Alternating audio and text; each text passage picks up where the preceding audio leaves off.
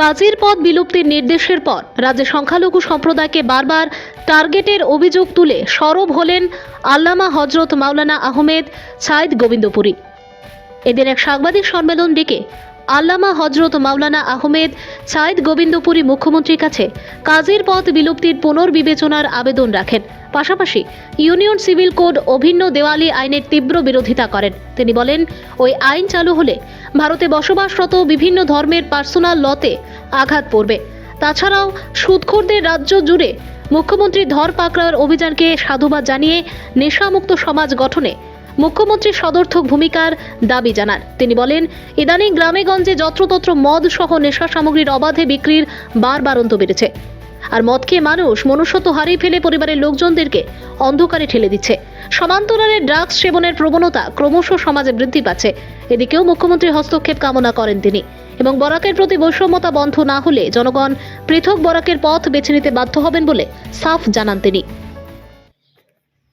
এবং ভারতবর্ষ একটা আধ্যাত্মিক দেশ, যুগ যুগ ধরিয়া বিভিন্ন ধর্মাবলম্বী মানুষ একে অন্যের সহযোগিতা সাহায্যকারী হিসাবে আমরা বসবাস করতেছি। এখানে ইউনিফর্ম সিভিল কোড অভিন্ন দেওয়ানি আইন চালু হলে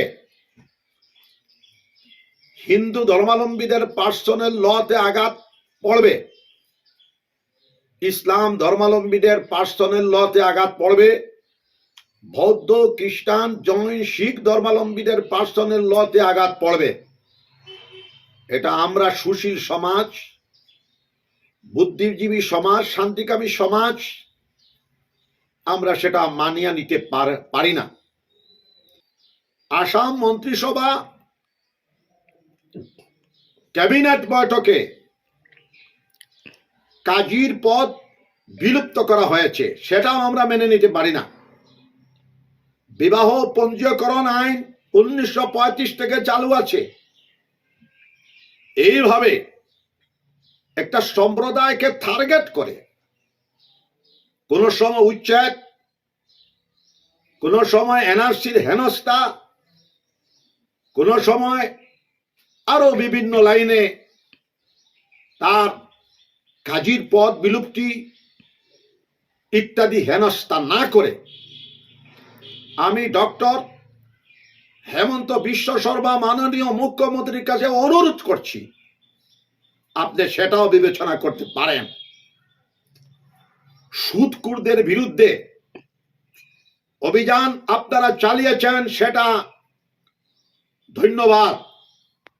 সেই হিসাবে মদকুর, হিরোইন, ইয়াবা তার বিরুদ্ধে অভিযান ঝড়ের মতো চালান। একটা কথা আমি আসামের মুখ্যমন্ত্রীর কাছে বিনম্র অনুরোধ করছি, প্রায় ছোট ছোট বাজারে মদের লাইসেন্স দেওয়া হচ্ছে। মদ পান করার পর, মদ ব্যবহার করার পর একটা মানুষ তার মনুষ্যত্বটাকে বিনষ্ট করে ফেলে, মানুষ পাগল হয়ে যায়, তার মাও চেনে না, তার মেয়েও চেনে না, তার বিবিও চেনে না।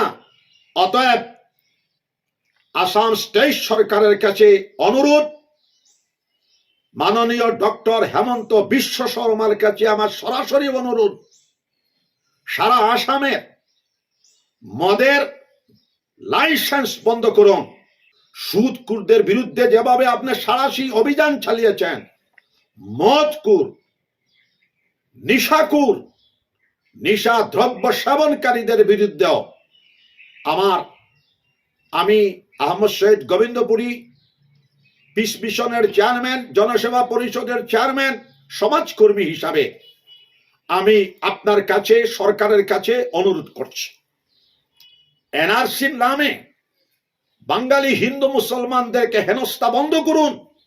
এরা সব এই দেশের মানুষ, সবাইকে নাগরিকত্ব দিতেই হবে। আমাদের বরাকের কাঁচার পেপার মিল বিনষ্ট হয়ে গেল, সুগার মিল বিনষ্ট হয়ে গেল, জাগিরুর সুগার মিল বিনষ্ট হয়ে গেল।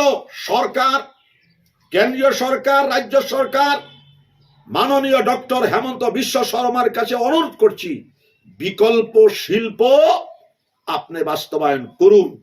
আরেকটা কথা আমি স্মরণে দিতে চাই, আমাদের 2টা বিধানসভা কাটা গেল।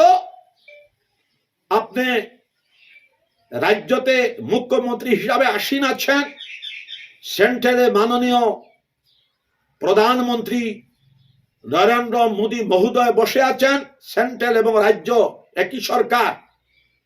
126টা সিট বিধানসভার আছে, 200 পর্যন্ত লোকসভায় বিল পাশ করে 200 সিট আপনারা আনেন, এবং বরাক ভ্যালির যে জনসংখ্যা 1978 ইংরেজির ছিল, এই জনসংখ্যা এখন প্রায় 50 লাখের কাছাকাছি। এখানে 126 সিটে হবে না, কমসে কম 160 অথবা 175টা সিটের দরকার। সেই জায়গাতে বরাক ভ্যালির 15টা সিট কেন, 30 থেকে 40টা সিটের আমাদের দরকার। তাহলে আমরা মানসিকভাবে আরাম পাবো। আপনাদেরকে ধন্যবাদ দিব। আর চাকুরির ক্ষেত্রে 80,000 চাকুরি হয়ে গেলে বরাক ভ্যালিতে 500-700, হ্যাঁ, বরাক ভ্যালি কমাস কম 80,000, 82,000, 83,000 চাকুরির ভিতরে বরাক ভ্যালিতে 5 থেকে 7,000 চাকুরি দিন। এইগুলা কাজ করলে আমরা পৃথক বরাকের ডাক দিব না। এইগুলা যদি আপনারা পূরণ না করেন, বিধানসভা ঘুরাইয়া না দেন, পেপার মিল, সুগার মিল এবং আরো আমরা যেভাবে বঞ্চিত আছি না দেওয়া হয়, আমরা পৃথক বরাক ভ্যালির দিকে আমরা হাঁটবো শান্তিপূর্ণভাবে, গণতান্ত্রিক পদ্ধতিতে। এই বলে